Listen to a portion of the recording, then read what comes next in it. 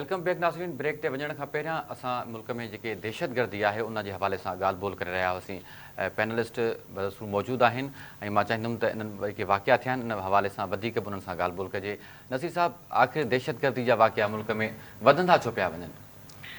उहो ई आहे न ॻाल्हि त सिर्फ़ु पॉलिसी साज़ी जे हवाले सां या जॾहिं ही वाक़िया थिया अफ़गानिस्तान वारो मीर अली वारो वाक़ियो थियो उन खां पोइ जेको सिक्योरिटी फोर्सिस अफ़गानिस्तान में वञी कार्रवाई कई, पाण उन्हनि ॾींहंनि में जेके प्रोग्राम कया उन में ई पाण इन ॻाल्हि जो ख़दशो ज़ाहिर कयोसीं त ईंदड़ ॾींहंनि में घणो इम्कान इहो हूंदो जॾहिं अव्हां घिड़ी करे वञी उते हमिलो कयो था उन खां पोइ जेके तालिबान जो तव्हां रद्दमल आहियो तालिबान जी हुकूमत जो, त घणे भाङे इम्कान इहो ई हो ऐं सिक्योरिटी फोर्सिस वटि ज़ाहिर आहे इंफॉर्मेशन बि आहे त रिएक्शन ज़रूरु थींदो। एक्शन जो हमेशह रिएक्शन थींदो आहे। जेको पाकिस्तानी फोर्सिस कयो उहो ज़बरदस्त हो, पर उनखां पोइ जेका असांखे हिकमत अमली ज़ाहिर आहे उन्हनि ठाही हूंदी ऐं ठाहिणु खपे त अव्हां जॾहिं कार्रवाई कयो था त हू बि ज़रूरु कार्रवाई कंदा। ऐं इहा अॼु जेके ही कार्रवायूं थियूं आहिनि, तुर्बत हुजे या शांगला वारे इलाइक़े में हुजे, इहे के आख़िरी कोन हूंदियूं। ऐं ख़ुदा न करे ज़ाहिर आहे मथां ईद बि आहे, रमज़ान बि हले थो, वॾा वॾा इज्तिमा बि थियनि था। सो अञा असांखे वधीक अवेयर रहणु खपे, मुहतात रहणु खपे ऐं हू ज़ाहिर आहे दहशतगर्द मौक़े जी तलाश में हूंदा आहिनि। हीअ जेके वाक़िया थियनि पिया था उन्हनि में ख़ुदा न करे मां बार बार चवां थो त वाद बि थी सघे थी, ॿियनि मुख़्तलिफ़ हंधनि ते बि जेको आहिनि सो उहे हमला थी सघनि। ऐं ख़ासि तौर ते असांखे ॾिसो न, हाणे जीअं असां ब्रिगेडियर साहिब खां बि सुवालु कयोसीं त हिकु ई वक़्तु जॾहिं अव्हांजा 4 पाड़ेसरी मुल्क हुजनि उन्हनि मंझां 3 मां अव्हांखे थ्रेट हुजनि, हिकिड़ो त सिधी रीति तव्हां उन सां जंगियूं विड़ी चुका आहियो, बाक़ी जेके बचा 2 ईरान जेको माज़ी में ॾाढा हिकिड़ा सुठा रिलेशन रहिया पाकिस्तान ऐं ईरान जा, ऐं 65 जी जंग में चयो वियो वेंदो आहे जॾहिं बाक़ाइदा ईरान जा एयरपोर्ट जेके आहिनि असांजी फ़ौज उन्हनि जा जेके एयरबेस आहिनि उहे इस्तेमालु पे कया त इंडिया जी फ़ौज खे ख़बर न पई पवंदी जहाज़ जेके उॾामनि था गुम केॾां था थी वञनि। इन लेवल जे असांजा उन्हनि सां रिलेशन हुआ। पोइ मुख़्तलिफ़ वक़्तनि ते उहे रिलेशन कीअं ख़राबु थिया इहा हिकिड़ी डिघी तारीख़ आहे। सो हाणे अफ़गानिस्तान ऐं ईरान मंझां इन में को शक कोन्हे त बलोचिस्तान में जेका बि दहशतगर्दी थिए थी उनजे पोयां फाइनेंसिंग इंडिया जी आहे, पर वॾी सपोर्ट जेका आहे उहा ईरान मां उन्हनि जी गवर्नमेंट भले न कंदी हुजे पर उतां जा जेके माण्हू आहिनि उहे कनि था या जेके हमला थियनि था। शामुन कुरैशी बि पंहिंजे दौर में हिकिड़ो बयानु ॾिनो हो त गवादर या ही जेका पूरी पट्टी आहे, हीअ जेको तुर्बत वारो इलाइक़ो, तुर्बत बि केच जो ज़ाहिर आहे हेडक्वार्टर आहे, तुर्बत केच पूरी जेका पट्टी आहे इहा ईरान सां लॻंदड़ जेका बॉर्डर आहे असांजी उन सां लॻे थी पई। ठीकु आहे, त उहे जेके दहशतगर्द आहिनि उहे हिते कार्रवायूं करे वरी फरार था थी वञनि हुन पासे। सो ईरान जी गवर्नमेंट सां बि असांखे ॻाल्हाइणो पवंदो ऐं उन्हनि जी सरज़मीन बि पाकिस्तान जे ख़िलाफ़ु इस्तेमालु न थियणु खपे। ईअं ई जेका तालिबान गवर्नमेंट हींअर वेठी आहे अफ़गानिस्तान में उन्हनि खे अञा वधीक प्रेशराइज़ करिणो पवंदो। जीअं विच में इहा पॉलिसी ठही त अफ़गान शहरियुनि खे हितां जेका नेकाली ॾिनी पई वई उनजो वॾो कारण इहो हो जॾहिं पाकिस्तान बार बार उन्हनि जे आॾो इहा ॻाल्हि रखी त TTP अफ़गानिस्तान जी सरज़मीन इस्तेमालु करे पाकिस्तान में दहशतगर्दी करे पई, अव्हां उन ते कंट्रोल कयो। ऐं TTP जो को हिकिड़ो ग्रुप कोन्हे, काफ़ी उन्हनि जा ग्रुप आहिनि। सो तालिबान जेके हुआ उतां जा उन्हनि जॾहिं लाचारी ज़ाहिर कई तालिबान हुकूमत, उनखां पोइ असां वटि ऑप्शन इहो बचो, हिकिड़ो त उन्हनि जे ख़िलाफ़ु कार्रवाई थींदी, ॿियो ऑप्शन इहो हो त जेके पोइ अव्हां जा हिते लखनि जी तादाद में असां वटि माण्हू वेठा आहिनि असीं उन्हनि खे ॿाहिरि था कढूं। वॾो हिकिड़ो रीज़न इहो बि हो छाकाणि त न रुॻो उहे पाण दहशतगर्दी में इन्वॉल्व आहिनि, पर जॾहिं अव्हां जा माण्हू असीं पालियूं पिया वेठा, सालनि खां हिकिड़ी महिमान नवाज़ी कयूं पिया वेठा, तंहिंजे बावजूदि बि अव्हां असां सां को ताउन नथा कयो। सो हिकिड़ो टूल तौरु इहो हिकिड़ो पतो खेॾियो वियो हो, उन ते वधीक अञा पाण खे सख़्ती करणी पवंदी। ऐं जेकॾहिं उहा नथा कयूं त अहिड़े क़िस्म जा जेके वाक़िया आहिनि ख़ुदा न करे उन्हनि में अञा वधीक वाध थी सघे थी। ऐं उन में रुॻो भारत जो अंसर बि कोन्हे। जॾहिं हाणे अव्हां ॾिठो आहे ही नई गवर्नमेंट आई आहे त वरी पोइ ईरान पाकिस्तान गैस पाइपलाइन जूं ॻाल्हियूं बि हलणु शुरू थी वियूं आहिनि। ज़ाहिर आहे उहे अमेरिका खे कोन थियूं वणनि, अमेरिका सां हींअर उनजा रिलेशन सही कोन्हनि, CPEC जो मनसूबो अमेरिका खे कोन थो वणे, न रुॻो अमेरिका पर इंडिया खे कोन थो वणे, उन सां गॾोगॾु ॿिया जेके उन्हनि जा अलाई आहिनि इतादी आहिनि उन्हनि खे कोन थो वणे। सो इंटरनेशनल लेवल ते बि अव्हां जे ख़िलाफ़ु साज़िश थिए पई ऐं उन साज़िश में इस्तेमालु थियनि पिया था अव्हां जा पाड़ेसरी मुल्क ऐं मुल्क जे अंदरि बि जेके उन्हनि जा सपोर्टर वेठा आहिनि।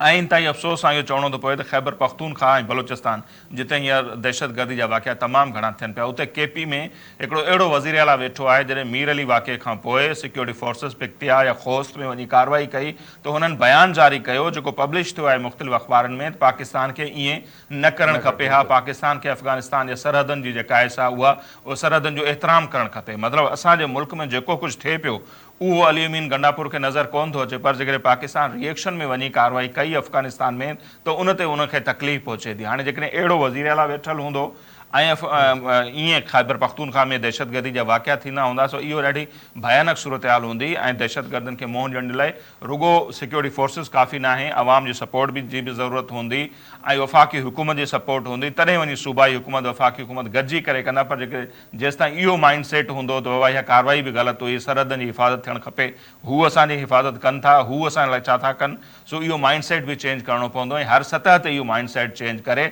समूरी क़ौम खे पंहिंजी फोर्सिस सां गॾु बीहणो पवंदो पंहिंजी गवर्नमेंट सां गॾु बीहणो पवंदो ऐं वंस अगेन हिकिड़ी का वॾी ऑल पार्टीज़ कॉन्फ्रेंस थियणु खपे या नेशनल एक्शन प्लान टाइप कुझु थियणु खपे समूरनि इदारनि खे मुतहद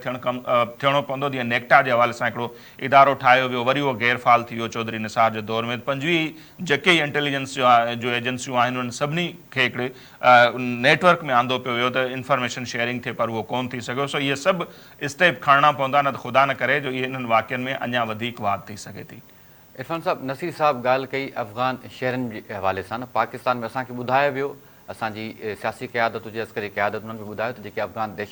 शहरी थिया आहिनि उहे दहशतगर्दी में मुलविस आहिनि खोड़ सारनि वाक़ियनि में असांखे अफ़गान शहरी मुलविस नज़र आया हिन बि वरी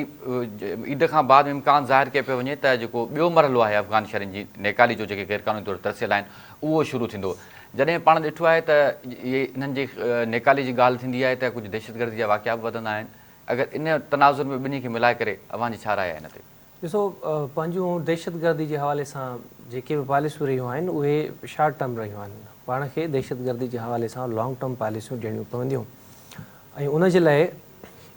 वक़्त जी हुकूमत सां गॾोगॾु जेके बि सियासी जमायतूं आहिनि नंढियूं वॾियूं मज़हबी सियासी उन्हनि खे पाण सां मिलाइणो पवंदो उन्हनि खे हिकिड़ी टेबल ते विहारणो पवंदो गॾोगॾु जेके रियासती इदारा आहिनि सिक्योरिटी फोर्सिस आहिनि या जेके बि स्टेक होल्डर्स आहिनि उन्हनि खे पाण खे हिकिड़ी टेबल ते विहारणो पवंदो ऐं दहशतगर्दीअ जे हवाले सां पाण खे हिकिड़ी लॉन्ग टर्म पॉलिसी ॾियणी पवंदी जेका हुकूमतुनि जी तब्दीलियुनि खां पोइ बि जारी ऐं सारी रहे जेका इदारनि जे सरबराहनि जे वञण खां पोइ बि जारी ऐं सारी रहे छो जो जेसीं ताईं तव्हां पंहिंजे मुल्क मां दहशतगर्दी ख़तमु न कंदो तेसीं ताईं तव्हां मुआशी तौरु मुस्तहकम मज़बूत नथा थी सघो। हिकिड़े पासे असांखे जेका पंहिंजी सिफ़ारतकारी आहे आलमी सतह ते उनखे बि स्ट्रॉन्ग करिणो आहे पर उनखां पहिरियां इहो तमामु घणो ज़रूरी आहे त असां पंहिंजे घर जा मामला जेके आहिनि उहे दुरुस्त कयूं। हिकु त असां सियासी बहरान में फाथा पिया आहियूं हिक ॿिए जी गिचनि में असांजो हथ आहे त असीं छा फ़ैसिला कंदासीं पाकिस्तान जी मईशत जे हवाले सां या दहशतगर्दी जे ख़ात्मे जे हवाले सां असांजे पंहिंजे सूबनि में असांजे पंहिंजनि इलाइक़नि में ई घरू वेड़ वारी सूरत हाल आहे त पोइ अहिड़ी सिचुएशन में असीं कीअं फ़ैसिला कंदासीं दहशतगर्दीअ खे कीअं ख़तमु कंदासीं इन जे करे इहो तमामु घणो ज़रूरी आहे त असांजे घरनि जे अंदरि जेके मामला आहिनि सभ खां पहिरियां असां उहे सॉर्ट आउट कयूं उहे उकलायूं उनखां पोइ असीं दहशतगर्दी जे हवाले सां हिकिड़ी लॉन्ग टर्म पॉलिसी ॾियूं जेका मुसलसिल हलंदी रहे उन में असीं जेको अफ़गान शहरनि जी नेकाली वारो मामिलो आहे उहो बि अची थो वञे न रुगो अफ़गान शहरी पर जेके बि महाजर टाइप असां वटि माण्हू तरसियल आहिनि उन्हनि जो जेको फ्यूचर आहे या उन्हनि जी जेका मुस्तक़बिल जी रिथाबंदी आहे उन ते गौर वीचार करिणो पवंदो। ॿी सूरत में इहे मामला ईअं ई रहंदा ईअं ई कंटिन्यू रहंदा असां न मुआशी तौर ते मुस्तहकम थी सघंदासीं न ई असां दहशतगर्दनि खे मुंहुं ॾेई सघंदासीं। नसीर साहब आख़िरी 2 मिंट आहिनि मां चवंदुमि अव्हां खां जेकी दहशतगर्दनि खे जेकी दहशतगर्दी मुल्क में थिए पई इन खे मुंहिंजो कीअं ॾियूं मुल्की पॉलिसीज़ खे बहितर कीअं कजे का तजवीज़ बिल्कुलु उहा ई आहे जीअं असां ॻाल्हायोसीं इरफान साहब बि चए थो त समूरनि पॉलिटिकल पार्टियुनि खे बीहणो पवंदो समूरनि फोर्स जेके समूरा इदारा आहिनि फोर्सिस जा उन्हनि खे वेही करे हिकिड़ी नए सिरे सां का हिकमत अमली जोड़नी पवंदी नो डाउट उहा जीअं फरमाइनि पिया त हिकिड़ी लॉन्ग टर्म पॉलिसी हुजणु खपे ऐं उन ते सख़्ती सां अमल थियणु खपे ऐं दहशतगर्दी ते